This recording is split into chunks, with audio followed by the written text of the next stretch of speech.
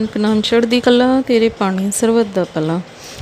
किसी ने मेरे से पूछा कि क्या आपने अपना धर्म छोड़ दिया। मैंने पूछा क्यों, आपको ऐसा क्यों लगा। उन्होंने कहा क्योंकि आप गुरुद्वारा जी जाते हो और आप तो जैन हैं। मुझे उनकी बात का बिल्कुल बुरा नहीं लगा। उन्होंने सहज स्वभाव से पूछा और मैंने बड़े प्यार से उनकी कन्फ्यूज़न दूर की। मैंने उन्हें बताया कि मैंने छोड़ा कुछ भी नहीं बल्कि कुछ अपना लिया है। और उन्हें आप गुरुद्वारा जी कह रही हैं, कह सकती हैं, कोई हर्ज नहीं है। पर मैं आपकी जानकारी के लिए बता दूं कि वो एक संत का डेरा है, संत का दरबार है, जिनका नाम महाराज दर्शन दास जी है, जो बड़े करने वाले महापुरुष हैं। अभी वो शरीर में नहीं रहे, मगर मैं उन्हें थे नहीं कहूँगी, मैं उन्हें हैं ही कहूँगी। वो हमारे साथ सदा सहाई हैं। साध संग जिस हर हर त्याया, दर्शन अगम रूप जग माहि समाया। अगर मैं उनकी कृपा के बारे में यहाँ बताने बैठ जाऊँ तो सूरज को रोशनी दिखाने वाली बात हो जाएगी। उनके पास पवन देव की ताकत भी थी। वो एक समय में 2 स्थानों पर भी पाए जाते थे। उनके करिश्मे, उनके चमत्कार मैं सोशल मीडिया पर ज़्यादा नहीं बोलूँगी, क्योंकि मैंने सदगुरु से इजाज़त नहीं ली है। मुझे नहीं पता कि उनके करिश्मे मुझे सबको बताने चाहिए या नहीं। उनके पैरों में पदम था। जब वो चलते थे तो ज़मीन पर पूरे चरण भी नहीं रखते थे। पंजाब बटाला दरबार 7 दिसंबर के समागम में हम सब जाते हैं। वहाँ के करिश्मे का पूरे पंजाब में जय जयकार है।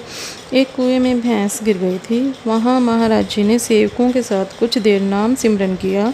वहाँ फिर सेवकों को अलग हटने को कहा और देखते ही देखते महाराज जी की एक उंगली के इशारे पर भैंस ऐसे बाहर आ गई जैसे चुंबक लगाकर कोई कील निकाल लेते हैं। कुआं भी दरबार के पास ही है। हम हर बार वहां दर्शन करते हैं, आप भी कर सकते हैं। हाथ कंगन को आरसी क्या, पढ़े लिखे को फारसी क्या। उन्होंने लोगों के कोड़ ठीक कर दिए, उन्होंने मुर्दे तक जिंदा कर दिए। विश्वास ना हो, सचखंड नानक धाम इंद्रापुरी लोनी रोड गाज़ियाबाद दरबार में आकर आप जानकारी निकाल सकते हैं। उनकी दया मेहर कृपा के मेरे पर्सनल एक्सपीरियंस भी इतने हैं कि मेरी ज़िंदगी उनकी कर्जदार है।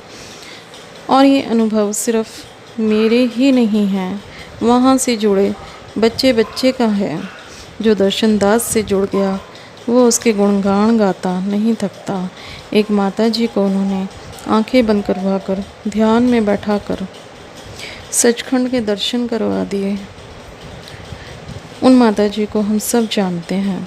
एक माता जी का मायके का परिवार महाराज जी के पास आया, जो श्री राम जी को बहुत मानते थे। लंगर हॉल में लंगर प्रसाद ग्रहण करने बैठे। महाराज जी का स्वरूप, जिसे आप फ़ोटो भी बोलते हैं, लगा हुआ था। उसमें एक बार नहीं कई बार महाराज जी के फ़ोटो में उन्हें श्री राम जी के दर्शन हो गए। एक बार कोई सेवक वैष्णो देवी से आया और आकर महाराज जी के दर्शन किए। कुछ नहीं बताया सेवक ने, लेकिन महाराज जी ने बोला, मांग आया माता से फलानी चीज़, मेरे से मांगता तो क्या मैं नहीं देता। सेवक हक्का बक्का रह गया। महाराज जी को मेरे मन की बात, जो मैंने अपनी परछाई को भी नहीं बताई, कैसे पता चल गई। महाराज जी की आयु 13 वर्ष की थी जब उन्हें पंजाब बटाला दरबार में, जहाँ अब उनका स्थान बना हुआ है, उसी धरती पर उन्हें अलौकिक शक्ति के दर्शन हुए और उन्हें दिव्य ज्योति मिली और ये आदेश मिला कि पुत्र जी, आपको दुनिया का भला करना है और आज से आप मेरी ड्यूटी यानी मेरे हुक्म में रहेंगे। उसके बाद महाराज जी के साथ बहुत करिश्मे हुए। प्लीज़ मैं माफ़ी चाहती हूँ, ज़्यादा डिटेल में मैं नहीं बता पाऊँगी। महाराज जी ने हमें एक नारा दिया, नानक नाम चढ़दी कला तेरे पानी सर्वत दा भला। इस नारे का अर्थ है कि हे ईश्वर, तेरे ही नाम की चढ़दी कला है। जो तेरे नाम की छत्र छाया में रहता है वो सदा चढ़दी कला में है। तेरे पानी सर्वत का भला से मतलब है कि तेरे पानी में, तेरे नाम में, तेरे ओट आश्रय में सबका भला है, सारी पृथ्वी का भला है। इस जाप का नारा लगाने का मतलब है सारी पृथ्वी का भला मांगना, भला चाहना और जितनी अपनी सामर्थ्य हो उतना भला करना भी। तो बहन जी, मैं आपको बता दूं, मेरे तो दोनों हाथों में लड्डू हैं। मैंने भगवान छोड़ा नहीं, गुरु बना लिया। अब मेरे पास भगवान और गुरु दोनों हैं। भला मुझे क्या ज़रूरत पड़ी है अपना धर्म छोड़ने की। मैंने जैन धर्म में जन्म लिया है, मुझे गर्व है अपने धर्म के ऊपर, जो जियो और जीने दो की बात सिखाता है, जिसने इंसान, जीव जंतु, पशु तो क्या, एक बैक्टीरिया तक को मारने की इजाज़त नहीं दी। जैन संत को देखना, एक झाड़न उनके हाथ में हमेशा मिलेगा जिसे पिच्छी बोलते हैं। वो जैन संत जहाँ भी बैठते हैं पहले पीछे फेरते हैं कि कोई आंखों से ना दिखने वाला नन्हा जीव भी उनके कारण अपने प्राणों को ना खो दे, उसकी हिंसा ना हो जाए। ऐसे धर्म को तो कोई अल्प बुद्धि का जीव भी नहीं छोड़ेगा। मुझे छोटी उम्र से ही ज्ञान मार्ग में रुचि है। मैं 14-15 वर्ष की रही होंगी जब मैं अपनी जैन माता जी के दर्शन करने गई। उसके बाद मेरा लगाव वहाँ बढ़ता गया। मैं कुछ दिन उनके साथ रही। कुछ दिन मैंने चप्पल भी छोड़ दी, धर्म ध्यान भी खूब किया, माला भी खूब फेरी। उन दिनों का अद्वितीय आत्मिक आनंद मुझे आज भी याद है। आखिर मैंने उनसे दीक्षा लेने का मन बना लिया। घर में सबको यही लगा कि बच्ची है, नया नया शौक चढ़ गया, वहाँ की कठिनाई देखेगी तो अपने आप वापस आ जाएगी। चौमासे का टाइम था। 4 महीने के लिए माताजी एक ही स्थान पर थे। मैं उनके साथ आराम से रहने लगी।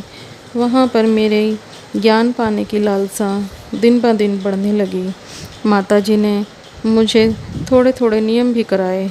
जब मेरे फादर को ये महसूस हुआ कि ये तो सारे कष्ट झेलने को तैयार है, तब उन्हें कुछ खटका। अब उन्हें महसूस हुआ कि ये तो सीरियस है। हम तो बचपन समझ रहे थे। मेरे पापा मुझे बहुत प्यार करते थे, सभी के करते हैं, पर वास्तव में मेरे पापा मुझे बहुत प्यार करते थे। वो वहाँ से मुझे ज़बरदस्ती निकाल लाए। फिर कुछ समय बाद शादी हो गई, बच्चे हो गए। लक की बात थी कि मेरे हस्बैंड ने मेरी शादी से पहले ही गुरु बनाए हुए थे।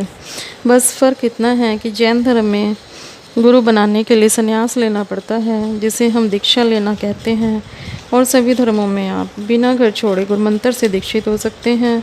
जैन धर्म में दीक्षा मोक्ष पाने की इच्छा से ही ली जाती है, और गृहस्थ में रहते हुए गुरु बनाकर गुरुमंत्र लेकर सेवा, सत्कर्म, नाम सिमरन, भक्ति द्वारा भी हम मुक्ति प्राप्त कर सकते हैं।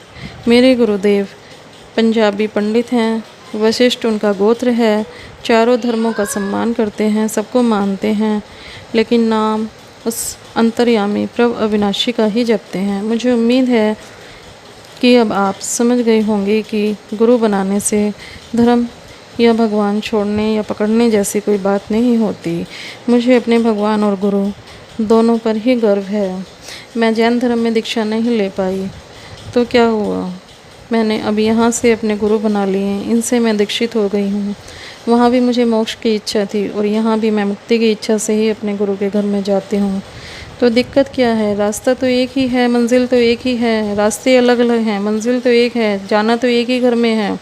चाहे वो जैन धर्म के रास्ते से जाएं, चाहे वो सिख धर्म के रास्ते से जाएं, किसी भी धर्म के रास्ते से जाएं, जाना तो एक ही जगह है। रास्ते अलग होने से क्या फ़र्क पड़ता है कि साइकिल से जाना है कि हवाई जहाज़ से जाना है कि कार से जाना है, जाना तो एक ही जगह है। तो कन्फ्यूज़न क्या है? नानक नाम चढ़दी कला तेरे पानी सर्वदा भला।